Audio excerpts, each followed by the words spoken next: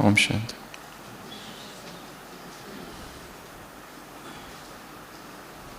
सत्य की खोज में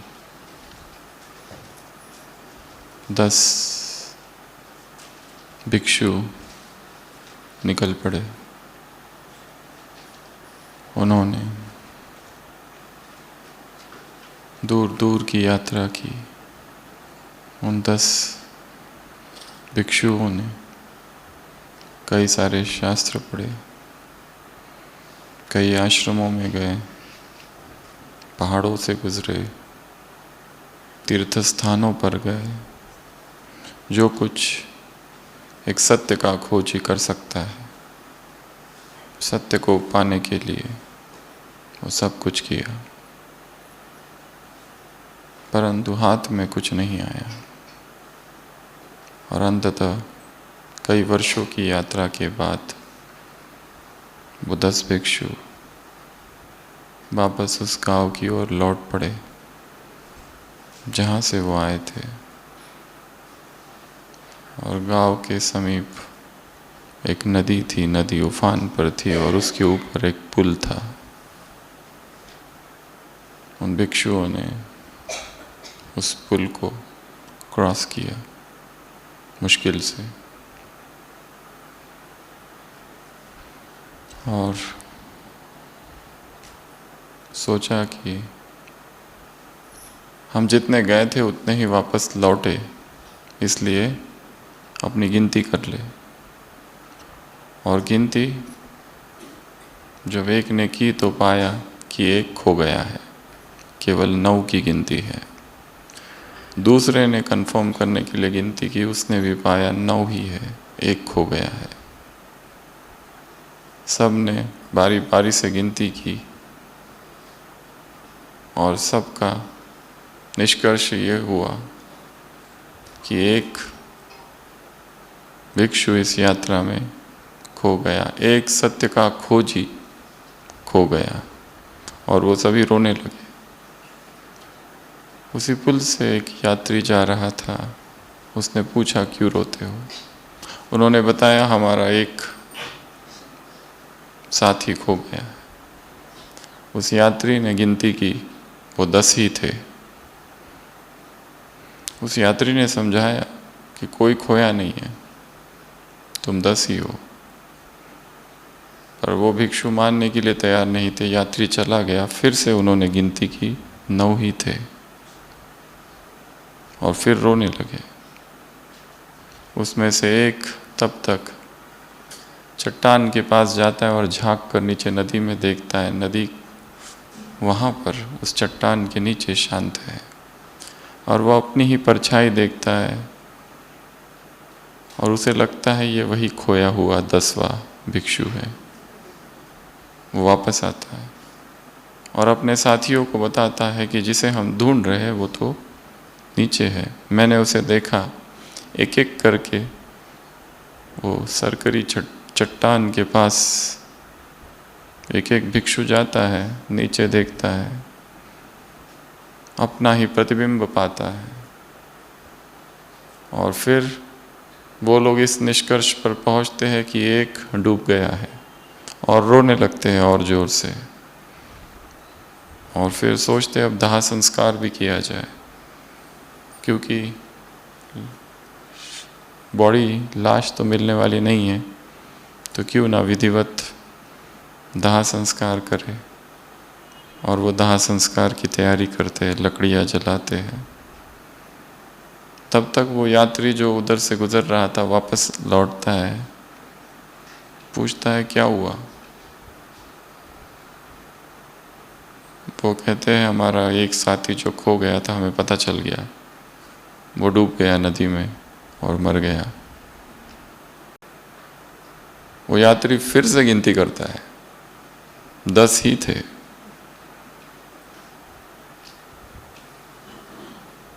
चट्टान के वहां जाके देखता है, प्रतिबिंब दिखता है और फिर कहता है पागलो, तुमने जिसका दाह संस्कार किया वो तुम स्वयं ही हो। वो जो 10वां है वो तुम ही हो। अपने प्रतिबिंब में तुम स्वयं को देख पाए, पर स्वयं में स्वयं को नहीं देख पाए। और तब उन भिक्षुओं को अचानक से स्मृति आती है, ज्ञान होता है कि जिसे मैंने देखा वो तो मैं ही हूँ। यात्रा ही सत्य की थी, यात्रा ही सत्य की खोज थी। वो यात्रा उसी गांव में आके पूरी हो जाती है और वो दसों के दसों इस सत्य को जानते हैं कि मैं हूँ और मैं क्या हूँ। अचानक से बोध होता है कि जिसे मैं ढूंढ रहा हूँ वो मैं ही हूँ, कहीं और ये मिलेगा नहीं। किताबों में, पहाड़ों में, यात्राओं में, तीर्थ स्थलों पर, संसार में, बाहरी जगत में, दूसरों में, सत्य की यात्रा भीतर की यात्रा है। सत्य की यात्रा स्वयं के अतिरिक्त और कुछ नहीं जानना, ये यात्रा है। और हम और मनुष्य क्या करता है? बाकी सब कुछ जानता है, खुद को छोड़कर। आज की मुरली में बाबा ने नज़र की बात की है, दूर की नज़र और पास की नज़र। तुम्हें दूसरों को नहीं देखना है, खुद को देखना है, खुद को जानना है। स्व की खोज, स्व को जानना। और स्व को जानने का उत्तर ये नहीं है कि मैं आत्मा हूं। अपने स्वभाव को जानना, अपने अतीत को जानना, और एक जन्म के नहीं, कई जन्मों के कौन से विकार है जो जन्म जन्म से चल रहे हैं। इसलिए वो हमारा स्वभाव एक अंग बन गया है, उससे छूटना इतना ही मुश्किल है। मुरली में कहा है जैसे देहभान एक सेकंड में आ सकते हो, क्या वैसे ही स्थिति में स्थित हो सकते हो? क्या यह इतना नेचुरल हो गया है? अपने सारे टुकड़े टुकड़े जो है उसको जोड़ देना, चक्र कंप्लीट हो जाए। मैं बटा हुआ हूँ टुकड़ों टुकड़ों में, हिस्सों हिस्सों में। मेरे कितने रूप है, सुबह कुछ और रूप, मुरली में कुछ और, भोजन में कुछ और, सुबह कर्म में कुछ और, दोपहर के कर्मों में कुछ और, शाम के कर्मों में कुछ और, फोन पे कुछ और, अलग अलग व्यक्तियों के साथ अलग अलग। मैं ही खो गया हूँ। स्वयं को जानना, स्वयं के स्वभाव को, स्वयं के संबंधों को, स्वयं के लगावों को, कहाँ कहाँ चित्त आसक्त है। गीता में लिखा है जैसे हवा रहित स्थान पर दिया निश्चल हो जाता है, उसी तरह योगी का मन मोह रहित हो जाता है। उसका किसी दूसरे व्यक्ति से प्रेम व्यक्तिगत नहीं रहता। भगवान से प्रेम भी व्यक्तिगत नहीं रहता, सर्वहित का हो जाता है, सर्व कल्याण का हो जाता है। शिव से प्यार वही कर सकता है। शिव पुराण में लिखा है सती तप कर रही है, शिव कहते हैं सती मुझे नहीं पा सकती क्योंकि इस समय वो योग्य नहीं है। नारद पूछता है योग्यता और प्रेम में? शिव कहते हैं हाँ, इस समय सती का प्रेम व्यक्तिगत है। शिव को वो पा सकता है जिसका प्रेम सर्वहित का हो, तो ही वो प्रेम सफल होगा। तो स्वयं को पा लेना, स्वयं को जान लेना, स्वयं को समझ लेना, सारा खेल स्वयं का है। इस चक्र को समझना है।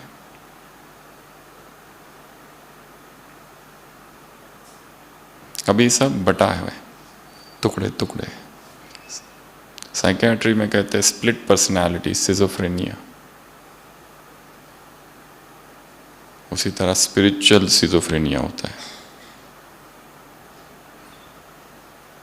खंडित व्यक्तित्व, multi psychic.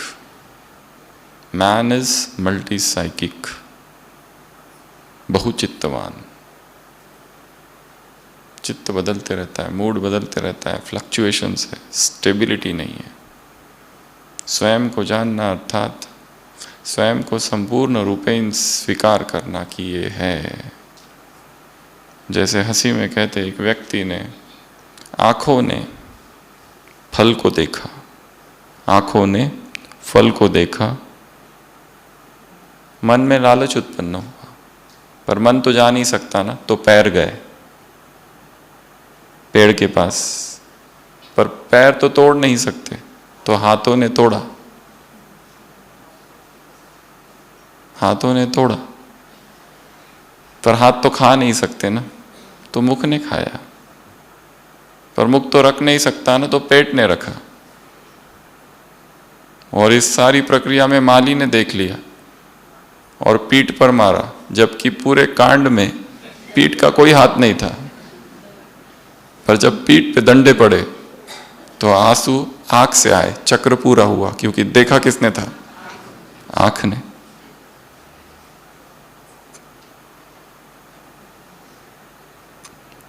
The cycle completes.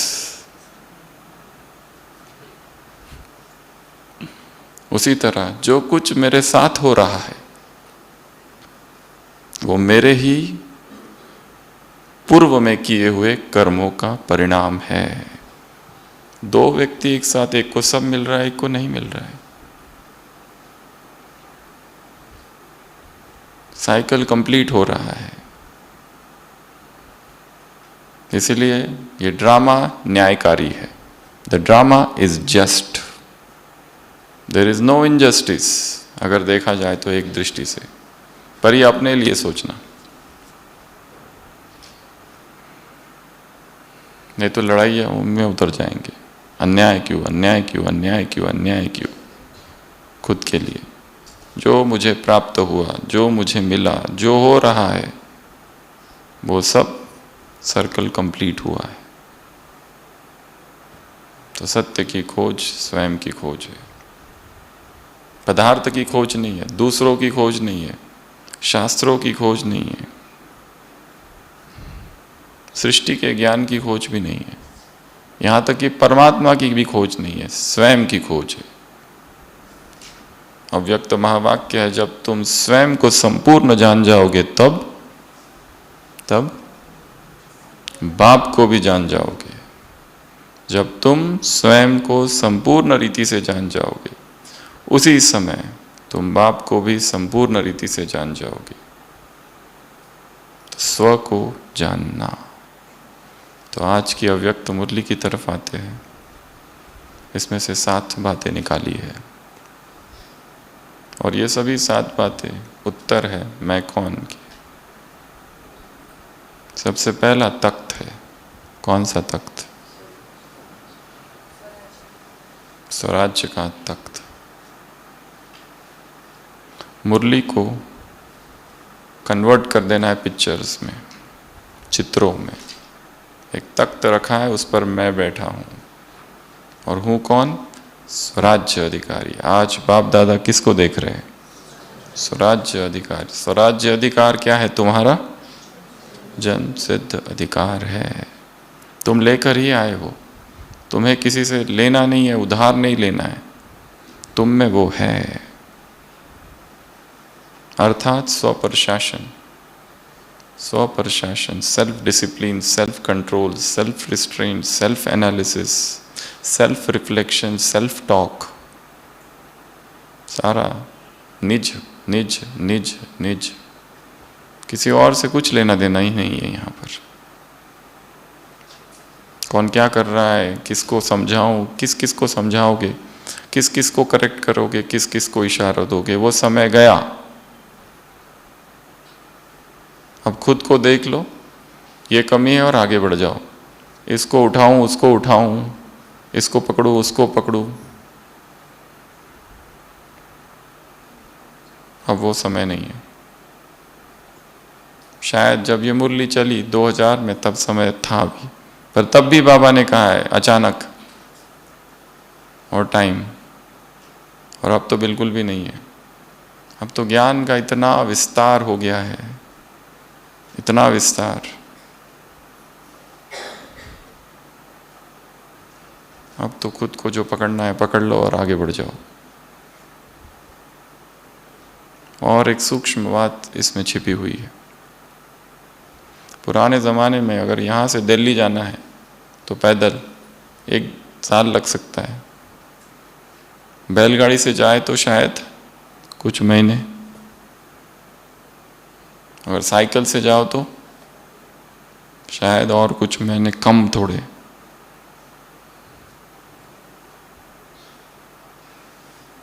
समय आगे बढ़ा, मनुष्य ने खोज की, विज्ञान आगे बढ़ा, गाड़ियाँ आई, ट्रेन आई, अभी आधे घंटे में पहुंच सकते हैं। अर्थात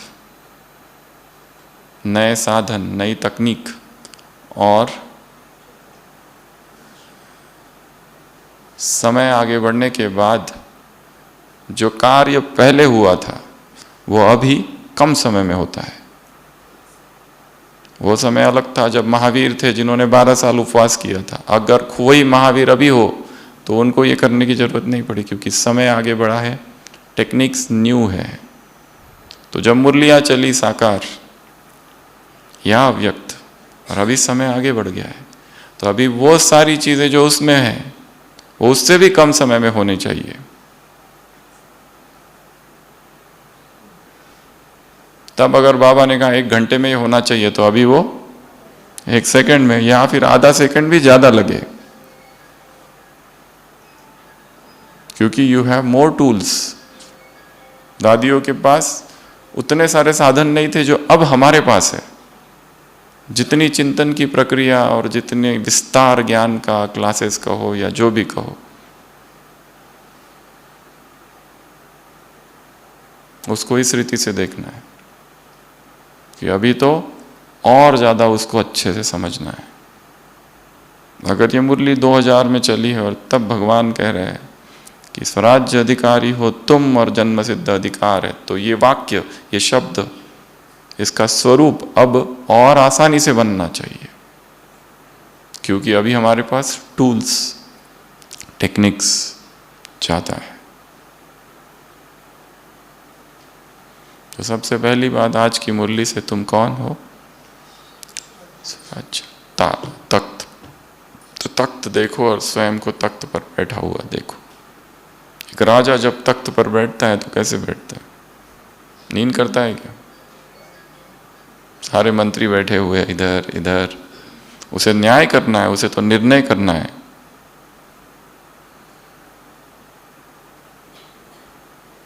राजा कभी भीख मांगता है क्या? फिर हम क्यों मांगते रहते हैं? सुख दे दो, शांति दे दो, खुशी दे दो, सेंटर बंद रहा है थोड़ी सी सकाश वहाँ से भेजो, नौकरी, जॉब, गाइडेंस।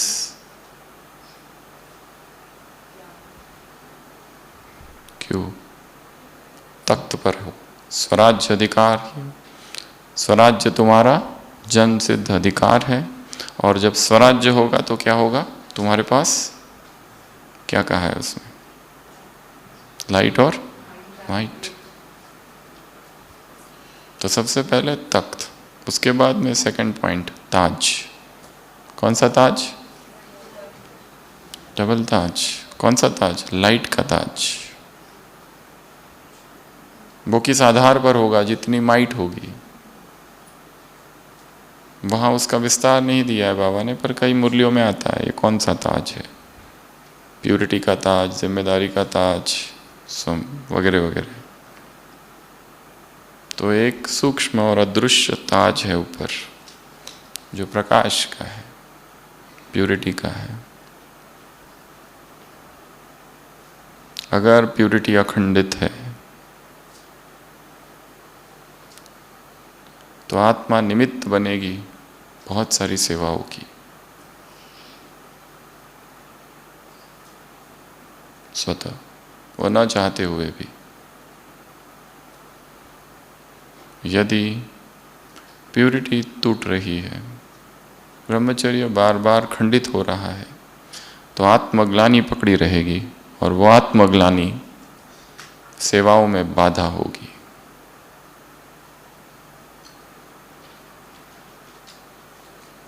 मुरलियों में आता है, इस ताज को देखो कितना चमक रहा है, कैसे चमक रहा है, खिसक तो नहीं जाता, कितनी लाइट है, कितनी माइट है।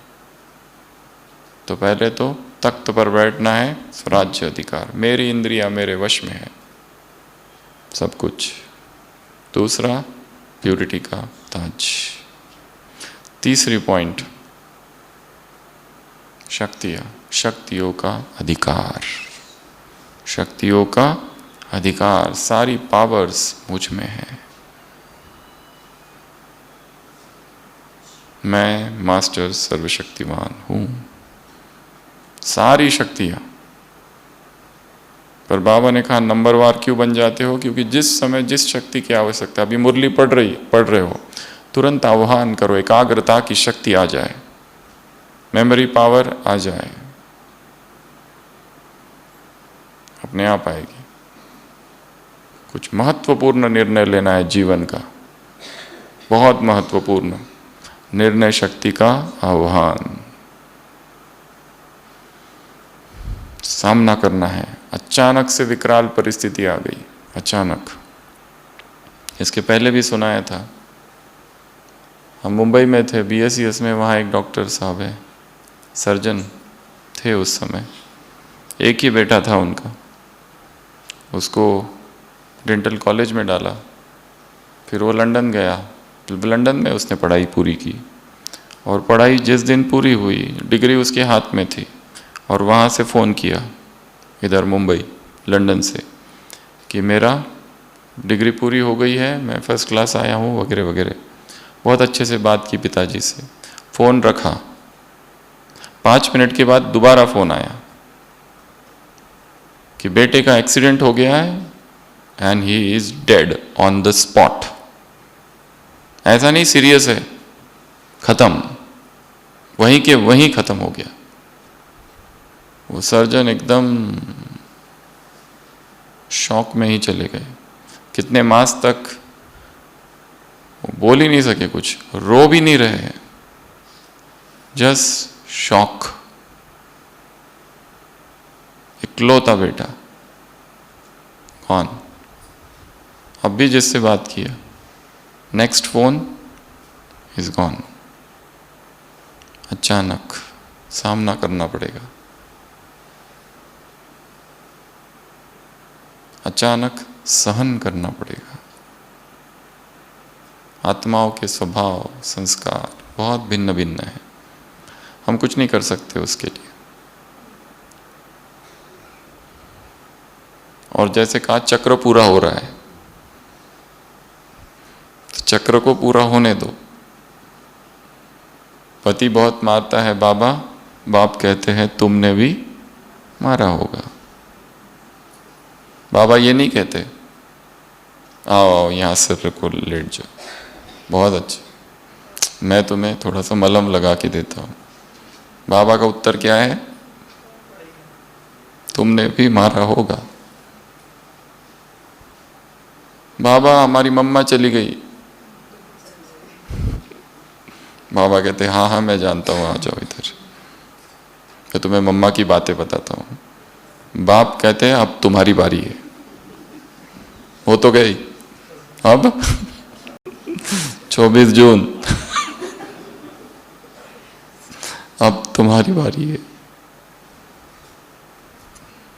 सामना करना पड़ेगा, सहन करना पड़ेगा, समाना पड़ेगा, बहुत सारी चीजें भीतर ही समाना पड़ेगा।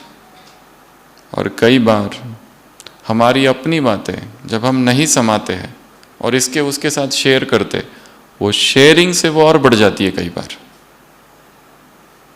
अगर उसको नहीं बताया होता उस समय तो अंदर ही रह गई होती और अगले दिन हम भूल भी गए होते, पर क्योंकि बता दी, हम तो भूल गए पर वो वाला नहीं भूलता। और बताओ अब कैसे लग रहा है? अरे हम तो भूल गए थे, आज अमृत वेला ही उसको साफ कर दिया, पर वो बार बार रिवाइज कराते हैं। और जब भी मिलेंगे तो याद से पूछेंगे कैसा है अभी तुम्हारा, उसने वापस कुछ किया क्या? वो भूलने नहीं देते, उन्हें भी तो अपना रहम दिल का पार्ट बजाना है। बाबा कहते हैं एक दूसरे का ध्यान रखो, उन्हें भी तो ध्यान रखना है हमारा। हमारा ध्यान रखते रखते ध्यान रख रहे हैं या क्या कर रहे हैं? इसलिए अपनी बातें भीतर ही रखो। हाँ, कोई बहुत ऐसा कोई व्यक्ति है जो माँ समान है, जिसकी आध्यात्मिक स्थिति बहुत ऊंची है, जिसमें पालना के संस्कार है, उसके साथ शेयर किया जा सकता है। बाकी किसी को भी पकड़ के शेयर करोगे तो उसने जो तुमको टाइम दिया था ना, उसका बदला तो जरूर लेगा वो। तो तीसरी पॉइंट, मैं कौन हूं? मास्टर सर्वशक्तिवान, सर्वशक्तियां अधिकार में मिली है जब चाहो। इसमें दो शब्द बाबा ने कहा, शक्तियों को इमर्ज करो, शक्तियों को यूज करो। 2 पॉइंट्स। क्या करो? शक्तियों को यूज करो। एकाग्रता की शक्ति है, पता कैसे नहीं, पता कैसे चलेगी? मुरली लो 8 पेजेस की, पढ़ के दिखाओ विदाउट एनी डिस्टर्बेंस या वॉन्डरिंग। कई सारी टेक्निक्स है इसके लिए। एक टेक्निक है जिसको कहते हैं 120/20, 120/20। 120 मिनट पढ़ना है, 120 मिनट, कितना देर पढ़ना है, और उसमें हर 20-20 मिनट के बाद ब्रेक लेना है 5 मिनट का, पर वापस आ जाना है। ये लॉन्ग मैराथन वाली स्टडी है। जिनके पास कोई लक्ष्य है, बहुत बड़ा अभ्यास करना है, जिनको IAS की प्रिपरेशन कर रहे हैं या और कुछ कर रहे हैं, उनको तो बैठना ही है, पूरा दिन पढ़ना है लाइब्रेरी में बैठ के, घर में बैठ के। तो 2 आवर्स कंटिन्यूस सिटिंग, बैठो, 20 मिनट पूरे हुए, कंटिन्यूस नहीं बैठना है, उठ जाना है, कुछ करो, पानी पी लो या एक्सरसाइज कर लो, कोई म्यूजिक सुन लो 5 मिनट, वापस कम बैक। एकाग्रता की शक्ति आ जा, आह्वान।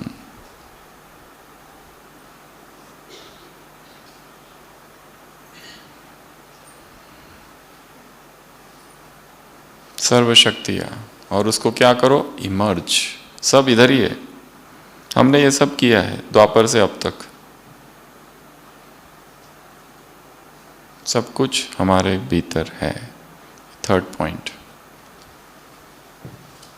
शक्तियां। 4th, मन को क्या करो और बुद्धि को क्या करो? इसके लिए मन को स्वच्छ और बुद्धि को क्लीन, क्लियर। बुद्धि की लाइन क्लियर। स्वच्छता अर्थात 2 परिभाषाएं हैं, कौन बताएगा? मन की स्वच्छता अर्थात शुभ भावना, हर एक आत्मा के प्रति शुभ भावना और शुभ कामना। और दूसरी परिभाषा, अपकारी पर भी उपकार, जिसने जीवन भर हमारा हित किया है उसके भी हित की कामना। क्योंकि आत्माएं परवश है, इतनी पावर नहीं है उनमें, इतनी शक्ति नहीं है। तो ये है स्वच्छ मन। और धूल क्या है? दाग क्या है? दाग किसको कहा आज की मुरली में? व्यर्थ और नेगेटिव। ये क्या है? दाग। वास्तव में ब्रह्मचर्य, प्यूरिटी, वो जो शरीर वाला तो पार हो गया, अब जो बचा है वो 3 है। 3 से छूटना, उसमें भी सबसे पहला आएगा नेगेटिव से छूटना, वो भी कईयों का छूट गया है। उसके बाद है व्यर्थ से छूटना, ये थोड़ा कठिन है। और उसके बाद वो तो बहुत मुश्किल है, साधारण।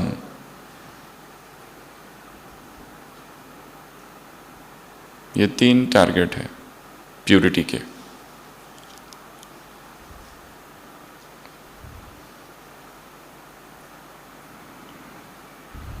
तो स्वच्छ मन अर्थात शुभ भावना, शुभ किसके लिए?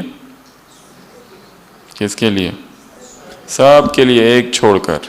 ऐसा हर व्यक्ति सोचता है, ये एक छोड़ के सबके लिए है। इसके साथ तो हिसाब में, इसको तो देखना है मुझे।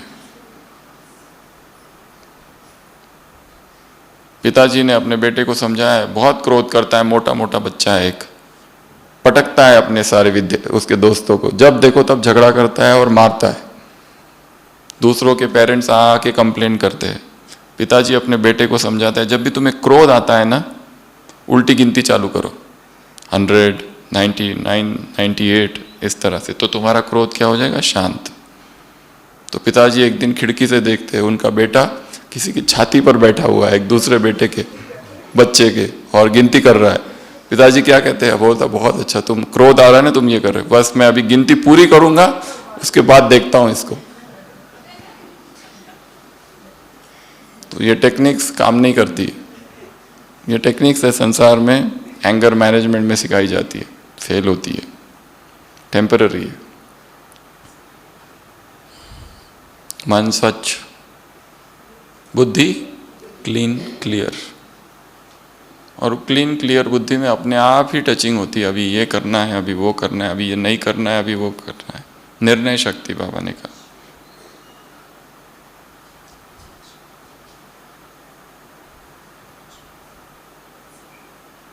फिफ्थ, बाप को फॉलो करो, और जब फॉलो करोगे ब्रह्मा को तो 3 से मुक्त हो जाओगे, क्या, क्यों और कैसे। बस यही उधेड़ बुन होती रहती है, क्या करूं, क्यों करूं, कैसे करूं, क्यों क्या कैसे, क्यों क्या कैसे, क्यों क्या कैसे, चलता रहता है डिस्टरबेंस। बाबा ने कहा है, सोचो, अपने आप को हटाओ और वहां पर ब्रह्मा को रखो। उसने क्या किया होता? सेम परिस्थिति उसके साथ आई है तो उसने क्या किया होता है? जितना ज्ञान हमारे पास है ब्रह्मा के जीवन के बारे में, उस आधार पर, ये उसका जीवन है, ये मैं हूँ। अब मेरे सामने ये परिस्थिति आई है, किसी पर बहुत विश्वास किया था, उसने धोखा देकर वो चला गया, अब मैं क्या करूँ? ब्रह्मा ने क्या किया होता? उसके सामने भी ऐसी परिस्थितियां आई, कितनों को पालना दी, सब चले गए। 10-10 मिनट जिसको बाबा मिले वो भी चले गए। मुंह में टोली दी, कितनी पालना दी, सब चले गए। उसने क्या किया? जिसको जाना था वो गया। रोते थोड़ी ना बैठना है, दुखी थोड़ी ना होते रहना है। आना है तो वापस लौट आएंगे। कितने कुमार चले गए, आ गए ना वापस। हाँ, पर वो चतुर्भुज बन के आए वो अलग बात है, और अपने साथ कितनों को लेके आए उसको देखो ना। अगर वो नहीं गए होते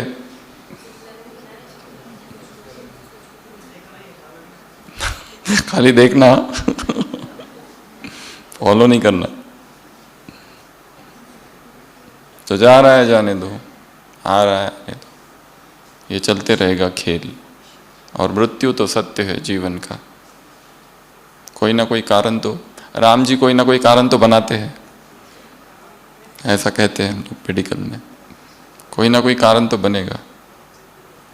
तो 5th point, follow Brahma. Follow Brahma अर्थात अपनी सेम परिस्थिति में उसको रखो, and then see what he would have done.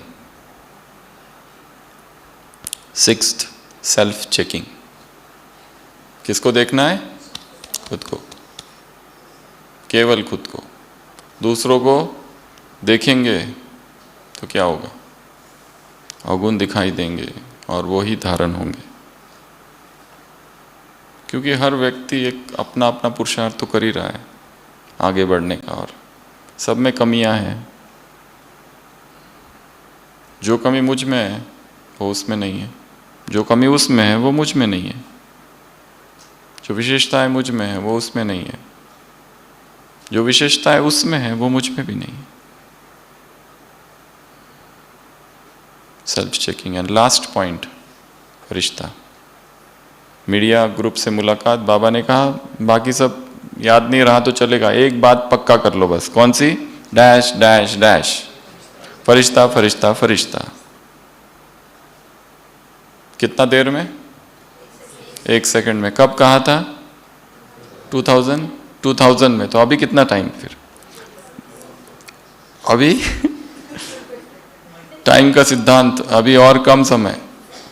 वो तो तब कहा था। 1 सेकंड में फरिश्ता, 1 सेकंड में डबल लाइट, समस्या मुक्त, विघ्न मुक्त, पुरुषार्थ में मेहनत मुक्त। 3 चीजें बोली है। समस्या मुक्त, विघ्न मुक्त, पुरुषार्थ में मेहनत मुक्त। और फरिश्ता की ढेर सारी परिभाषा है, पर एक सार ये है, हल्कापन। बस वो हर चीज जो हमें भारी कर रही है, हर चीज हमारे फरिश्ते बनने में बाधक है। मैं फरिश्ता हूँ। बाबा ने कहा इस स्मृति को क्या कर दो? नेचुरल कर दो। जैसे नेचुरल क्या हो गया? ब्रह्मा कुमार हूँ, ब्राह्मण हूँ, ब्रह्मा कुमारी हूँ, वैसे ही क्या नेचुरल हो जाए? फरिश्ता हूँ, फरिश्ता हूँ, फरिश्ता हूँ, फरिश्ता हूँ, फरिश्ता हूँ। दिन रात दिन रात दिन रात। स्पेन में एक किताब लिखी गई है, डॉन क्यूवेटी। बहुत प्रसिद्ध किताब है, बहुत प्रसिद्ध, बहुत पुरानी, 100-200 वर्ष पुरानी। हजारों मूवीज बनी, ड्रामास होते रहते उस पर। एक व्यक्ति है जिसको पढ़ने का शौक है और पढ़ता है वो वीरों की कहानियाँ, शूरवीर योद्धाओं की कहानियाँ। जो वॉरियर होते हैं ना, लड़ाई करते हैं, वहाँ उनको कहा जाता है नाइट, KNIGHT, नाइट्स। वो नाइट्स के बारे में पढ़ते रहता है, पूरा जीवन ही पढ़ने में लगा देता है। और फिर धीरे धीरे उसको नशा चढ़ जाता है कि मैं ही वो नाइट हूँ, मैं ही वो शूरवीर योद्धा हूँ। वो पढ़ने के अतिरिक्त उसने कुछ भी नहीं किया, केवल पढ़ता रहा बंद कमरे में। और एक दिन उसको जोश आ गया, सारे कपड़े खरीद लिए, मुकुट खरीद लिया, सब खरीद लिया उसने पूरे। जैसे वो योद्धा होते हैं ना, जैसे राजपूत योद्धा कैसे होते हैं, बड़े पूरे, राणा प्रताप, ये सब, वो सब पहन लिया और निकल गया कि मैं इस देश को स्वतंत्र करके रहूंगा। देश ऑलरेडी स्वतंत्र है। ये कॉमिक्स में, चिल्ड्रंस बुक्स में सुनाई जाती है डॉन क्यूवेटी की कहानी। बहुत सारे कार्टून बने हैं इसके ऊपर। वो कहता है कुछ भी हो, मेरा ये देश के लिए कर्तव्य है। तलवार निकालता है और बेचारा जब वो जाने लगता है तो उसके घर के बाजू में एक खेत होता है जिसमें एक बेचारा गरीब व्यक्ति होता है। उसको कहता है हाँ तू मेरा साथी बन जा। उसको भी नशा चढ़ जाता है, वो भी अपने उसका असिस्टेंट बन जाता है और दोनों निकल पड़ते, ये घोड़े पर, वो पैदल। और फिर उसमें बहुत कुछ दिखाया है, जैसे वो विंड पाइप ये होता है, विंड मिल, इसको क्या कहते हैं, पवन चक्की। वो पवन चक्की को देखता है, कहता है ये राक्षस है, इसको मैं छोड़ूंगा नहीं। तलवार निकालता है और पवन चक्की से लड़ाई करने लगता है और धड़ाम से खुद ही घायल होकर गिरता है। फिर उठता है, कहता है मैं हार नहीं मानूंगा, क्योंकि योद्धाओं के बारे में बहुत पढ़ा है और रक्त तो बहना ही चाहिए, रक्त ही तो श्रृंगार है। फिर जाता है, भेड़ बकरियां दिखती है एक खेत में चल रही है। वो कहता है ये सब दुश्मन की सेना है, एक एक को काट के रख दूंगा। वो खेत में घुसता है और सबको मारने, वो खेत का मालिक आता है, इसको भगाता है। तो ये सब क्यों होता है? क्योंकि सबकॉन्शियस माइंड में घुस गया उसके। किताब पढ़ते पढ़ते पढ़ते मैं ही हूं, मैं ही हूं, मैं ही हूं। वैसे किसको घुसा देना है? फरिश्ता हूं, फरिश्ता हूं, फरिश्ता हूं। और ये भी नहीं, एक और स्टेज बताई है, दूसरों को भी फरिश्ते स्वरूप में देखो। मैं ही नहीं हूं, दूसरे भी है। तो कोई भी चीज अगर लंबा समय पढ़ते रहो या चिंतन करते रहो तो अंदर घुस जाती है, फिर उससे छूटना मुश्किल। जैसे हमारे पास हॉस्पिटल में एक भाई है, उसकी दादी आती है, वो अभी गांव में गई पर आती रहती है, अभी भी है, जिंदा है। उसको ये कंफर्म्ड है कि छाती में सांप है। उसका एक्सरे कराया, CT स्कैन कराया, सब दिखाया, पर वो कहती है मुझे आवाज आती है, उसका क्या? कंफर्म्ड बिल्कुल। और इस बार तो आई थी तो 2 सांप है, बताया। क्या इलाज करे? पूरी रात उसको सोने नहीं देते। बाकी सब काम कर रही है, कोई प्रॉब्लम नहीं, एकदम नॉर्मल है, कोई साइकेट्रिक इलनेस नहीं है, कुछ नहीं है। आती है, रिपोर्ट्स कराते हैं, सब कराते हैं, फिर पूछते हैं अभी वो सांप, वो तो है ही, वो तो कहाँ जाएंगे? पूरा उनका वो आवाज को क्या कहते हैं, हिसिंग वॉइस को हिंदी में कोई शब्द है? वो उसको सुनाई देते रहता है रात भर। पहले तो एक थे, अब दो है अंदर इधर। एक्सरे में दिखाया, ये देखो माता जी दादी, ये एक्सरे कुछ भी नहीं है। वो कहती उसमें नहीं आता है, वो अंदर है ना, मुझे पता है ना, मेरा है ना। क्या करे, वहम का तो कोई इलाज ही नहीं है, उसको पक्की मान्यता है, ये है। अभी आएगी दादी, उसको आती रहती है साल में 1-2 बार, नीचे भी घर है उनका, पर वो तो पक्का है ही। क्या करे अभी?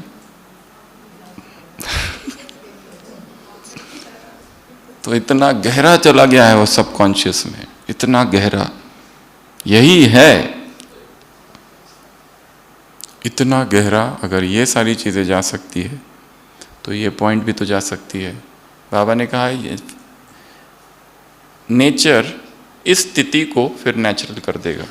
मुक्ली में वाक्य आया है क्या, कि इसका अभ्यास करते रहो, प्रैक्टिस करते रहो, तो नेचर ये जो स्थिति है फरिश्ता स्थिति, इसको क्या कर देगा, नेचुरल कर देगा। कि practising practising practising, I practise I practise I practise I practise. फरिश्ता हूँ, सो रहे हूँ तो फरिश्ता हूँ, उठ रहा हूँ तो फरिश्ता हूँ, हल्का हूँ हल्का। देखो फिर दिनचर्या में काम करते करते अचानक कोई बात आती है और हमने जिस तरह से रिएक्ट किया उसने हमें भारी किया। नाउ मेक अ प्रैक्टिस कि वैसा रिएक्ट नहीं करना है, क्योंकि उस चीज़ ने हमें भारी किया था, अर्थात फरिश्तेपन बनने में वो बाधा है। तो ऐसी ये 7 बातें इस मुरली में है। सबसे फर्स्ट पॉइंट, स्वराज्य, मैं राजा हूँ, मालिक हूँ, ये प्रजा है, मेरे अधीन है, मास्टर हूँ। दूसरा पॉइंट, ताज, कौन सा, लाइट। बाबा ने कहा जितनी माइट होगी उतना ही लाइट होगी ताज में। तो ये ताज की जो चमक है शक्तियों पर निर्भर है, प्यूरिटी पर निर्भर है। Third point, all powers. विश्व में जो अध्यात्म में नहीं है वो लोग भी पावर्स पर काम करते हैं, बहुत काम करते हैं, शक्तियों पर। ब्रह्मांड, ये संसार को ब्रह्मांड कहते हैं, ब्रह्मांड की सारी शक्तियों का आह्वान करते हैं। ऐसे ऐसे प्रयोग किए गए हैं लोगों ने, विदेश में यही सारे शक्तियों पर, पावर्स पर प्रयोग करते हैं। एक महिला थी कभी स्पेन में, उसने अपने शरीर में ऐसे प्रयोग किए कुछ कि उसका पूरा बॉडी में जो उसको टच करता था उसको शॉक लग जाता था, इलेक्ट्रिक करंट। फिर उसको रिवर्स करने के लिए बहुत मेहनत करनी पड़ी लोगों को, वैज्ञानिकों को। ऐसी कुछ पावर्स उसने डेवलप कर दी, जो कि शास्त्रों में लिखा है कुंडलिनी शक्ति। कुंडलिनी क्या है? कुंडल और सांप की जो चाल होती है ना, उस समय योगियों ने देखा जब वो ध्यान की अवस्था में जाते कुछ तो हलचल होती है, जैसे सांप की हलचल होती है।